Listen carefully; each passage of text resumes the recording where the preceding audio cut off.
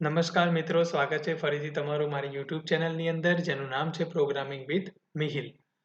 So friends, આપણે last time જોયું હતું હેડિંગ ટેગ, કેવી રીતે વેબ પેજની અંદર આપણે હેડિંગ આપી શકીએ છીએ. આપણા કન્ટેન્ટનું હેડિંગ આપવું હોય, સેક્શનનું હેડિંગ આપવું હોય તો એના વિશેનો આપણે જે વિડીયો હતો એ ગયા લેક્ચરમાં જોઈ લીધો છે. હવે આપણે ઇમ્પોર્ટન્ટ વસ્તુ ભણવાની છે HTMLમાં, જે કમ્પલસરી આપણને ખબર હોવી જોઈએ, જે છે ફોર્મ વિશે. સો ફોર્મ એટલે શું બેઝિકલી? તો ફોર્મનો મતલબ એવો થાય કે આપણે આપણું વેબસાઇટ બનાવીએ છીએ તો કંઈ બનાવવા ખાતર તો નહીં બનાવીએ, ઇન્ફોર્મેટિવ તો ભલે હશે, બટ યુઝર પાસેથી કંઈક ઇનપુટ તો લઈશું ને. એ રજિસ્ટ્રેશન કરશે, કાં તો લોગિન કરશે, કાં તો તમે કોઈ ઈ-કોમર્સ વેબસાઇટ બનાવતા હો તો ઓર્ડર કરશે. તો યુઝર જોડેથી ઇનપુટ લેવા માટે આપણે કંઈક તો બનાવવું પડશે વેબ પેજ.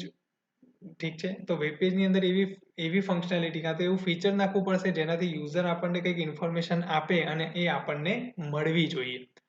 સો એના માટે આપણને જરૂર પડે છે ફોર્મની. સો ફોર્મને આપણે કેવી રીતે ડિફાઇન કરી શકીએ કે it's a collection of a fields. કારણ કે ફોર્મથી ખાલી ફોર્મ લખી દેવાથી ફોર્મ નથી બનતું, એની અંદર આપણે ફિલ્ડ્સ નાખવી પડશે. હવે it's a collection of a fields, આવી કોઈ ડેફિનેશન ટેકનિકલી ક્યાંય નથી. આ તો હું મારી સાઈડથી બોલું છું તમને, રાઈટ? મારી સાઈડથી કહી રહ્યો છું. હોઈ શકે કે હું કદાચ ખોટું હોઈ શકું, 100% સાચું ના પણ હોઈ શકે, બટ હું જેટલું સમજ્યો છું અત્યાર સુધીમાં એ વસ્તુના એકોર્ડિંગ તમને એક્સપ્લેન કરી રહ્યો છું. હવે કેમ હું આવું સ્ટેટમેન્ટ વાપરું છું કે it's a collection of a fields? So HTML ની અંદર ફોર્મ બનાવવા માટે HTML આપણને સૌથી પહેલા તો ફોર્મ ટેગ આપે છે. સો આજના વિડીયોની અંદર આપણે ખાલી ફોર્મ ટેગ શું છે અને કઈ કઈ ફિલ્ડ્સ આપણે યુઝ કરી શકીએ છીએ HTMLમાં એનું લિસ્ટ આજે હું તમને ખાલી બતાવીશ. પછી આપણે નેક્સ્ટ ટ્યુટોરિયલની અંદર એ બધી ફિલ્ડ્સનો ઉપયોગ કરીને ફોર્મ બનાવીશું. એટલે કે હું એક એવું ફોર્મ બનાવીશ જેમાં એ બધી ફિલ્ડ્સનો ઉપયોગ થઈ જાય, જેથી તમારા બધા જ ડાઉટ્સ ત્યાં આગળ ક્લિયર થઈ જશે. ઓલરાઈટ, તો આપણે સ્ટાર્ટ કરીએ છીએ આજનો વિડીયો. સો અહીંયા મેં નવી ફાઇલ બનાવીને મૂકી છે ફોર્મ લેસન. આપણે એનું નામ રાખ્યું છે, ટાઇટલ રાખ્યું છે વેબ પેજનું, અને અહીંયા આપણે બોડી ટેગનો યુઝ કરીશું. અને ફોર્મ ટેગ HTML આપણને પ્રોવાઈડ કરે છે, તો સિમ્પલી આપણે અહીંયા લખવાનું છે ફોર્મ ટેગ, આવી રીતે ઓપન એન્ડ ક્લોઝ. આ થઈ ગયું આપણું ફોર્મ. હવે તમે અહીંયા જાઓ અને રિફ્રેશ કરીએ અગર આપણે પેજને, તો જોઈ લો અહીંયા કંઈ પણ વસ્તુ તમને દેખાશે નહીં, કારણ કે હાલ આપણે કંઈ લખ્યું નથી.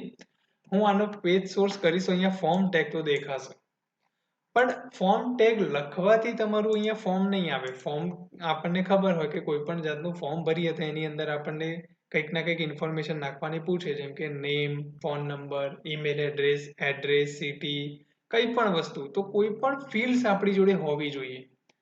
તો જ્યારે પણ તમારા વેબસાઇટની અંદર, તમારા વેબ પેજની અંદર જ્યારે પણ ફોર્મ બનાવવાની વાત આવે તો ખાલી ફોર્મ ટેગ લખવાથી ફોર્મ નહીં બને, એમાં ફિલ્ડ્સ બનાવવી પડશે. તો ફોર્મ એટલે મેં એ જે ટર્મ યુઝ કરી કે it's a collection of field, મતલબ કે એક ફિલ્ડ એ હોઈ શકે, એનું પણ ફોર્મ હોઈ શકે. જેમ કે સર્ચ બોક્સ, તો તમે કંઈ પણ ટાઈપ કરો છો તો કેવું સર્ચ થઈને આવી જાય છે. જેમ કે ગૂગલ પર તમે સર્ચ લખ્યું તો એ સર્ચની ફિલ્ડ પણ એક ફિલ્ડ છે અને એમાં એક ફોર્મ છે, મતલબ કે એ ફિલ્ડનો યુઝ કરીને એક ફોર્મ બિલ્ડ કરેલું છે. તો ફોર્મ ટેગની અંદર તમારું એક ફિલ્ડ પણ હોઈ શકે અને એકથી વધારે ફિલ્ડ પણ હોઈ શકે છે. તો ફોર્મ ટેગની અંદર કઈ કઈ ફિલ્ડ આપણે યુઝ કરી શકીએ છીએ અને HTML પણ કયા ટાઈપની ફિલ્ડ્સ આપણને આપે છે, તો એનું લિસ્ટ સૌપ્રથમ હું અહીંયા લખું છું. પછી આપણે એ ફિલ્ડ્સના એકોર્ડિંગ આપણે કામ સ્ટાર્ટ કરીશું.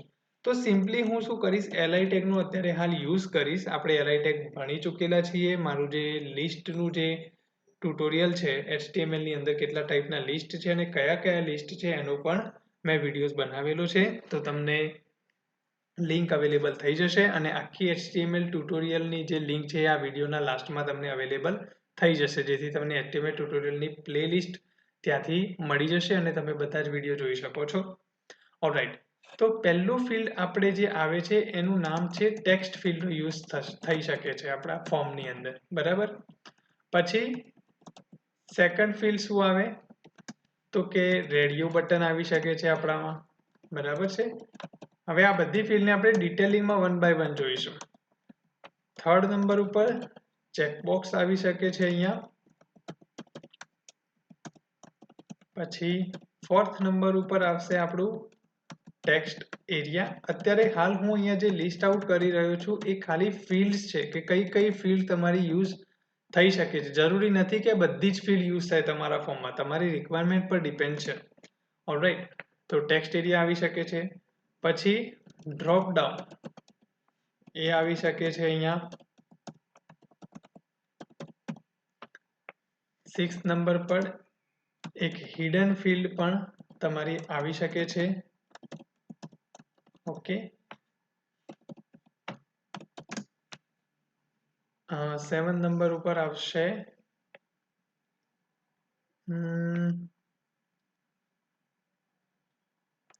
ફાઇલ ફિલ્ડ, મતલબ કે તમારે કોઈ ફાઇલ કે એવું અપલોડ કરવું હોય તો એના માટેની ફિલ્ડ આવી શકે છે.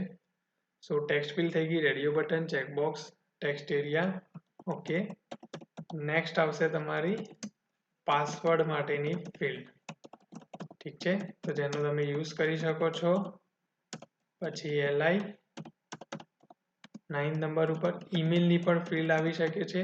હાલાકી તમે ટેક્સ્ટ ફિલ્ડનો યુઝ એમાં કરી જ શકો છો, બટ છતાં પણ સેપરેટ તમને અહીંયા ફિલ્ડ્સ મળે છે. એક નંબર કરીને ફિલ્ડ આવે છે અહીંયા. આ અમુક વસ્તુ HTML5 થી ઇન્ટ્રોડ્યુસ થયેલી વસ્તુ છે જે ડાયરેક્ટ આપણને અવેલેબલ થઈ જાય છે. રાઈટ, સો લગભગ તમારે આ 10 ફિલ્ડ્સમાંથી જ ક્યાંક ને ક્યાંક બધી ફિલ્ડ્સનો ઉપયોગ કરવાનો આવે છે.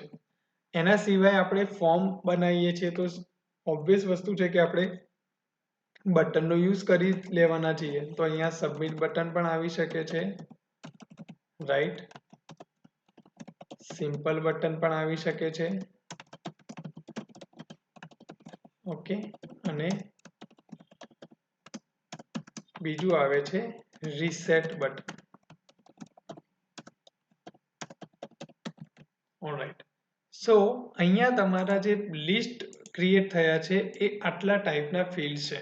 તમારા ફોર્મ બનાવતી વખતે તમે આમાંથી કોઈ પણ ફિલ્ડ્સનો યુઝ કરી શકો છો according to your requirement. Right, હવે આ ફિલ્ડ કેવી રીતે યુઝ કરવા, આના માટે કયા કયા ટેગ્સ વપરાય છે આપણે એ જોવાનું છે. તો હું હવે એમાં ડિટેલિંગ સમજાવતો જઈશ. નેક્સ્ટ વિડીયોથી આપણે આ બધી જ ફિલ્ડ્સને 1 by 1 જોઈશું. ઓકે, સો તમે મારી સાથે કન્ટિન્યુ કરી રહ્યા છો, ઓલરેડી મારા લેક્ચર્સ તમે એટેન્ડ કરી રહ્યા છો, તો તમને કન્ટિન્યુ કરી શકો છો. અને જે લોકો ફર્સ્ટ ટાઈમ આ વિડીયો જોઈ રહ્યા છે એમને ટેગ શું છે, એના એટ્રીબ્યુટ શું છે, આમાં ડાઉટ હોય તો મારા પ્રીવિયસ વિડીયોઝ જોઈ શકો છો. વિડીયોઝના અંતમાં તમને HTML ટ્યુટોરિયલની પ્લેલિસ્ટની લિંક અવેલેબલ થઈ જશે. એનાથી તમે આખું પ્લેલિસ્ટ જોઈ શકો છો HTMLનું. અને મારો કન્ટેન્ટ તમને સારો લાગ્યો હોય તો લાઈક, શેર અને સબસ્ક્રાઇબ જરૂર કરજો. મળીએ છીએ આવતા વિડીયોની અંદર.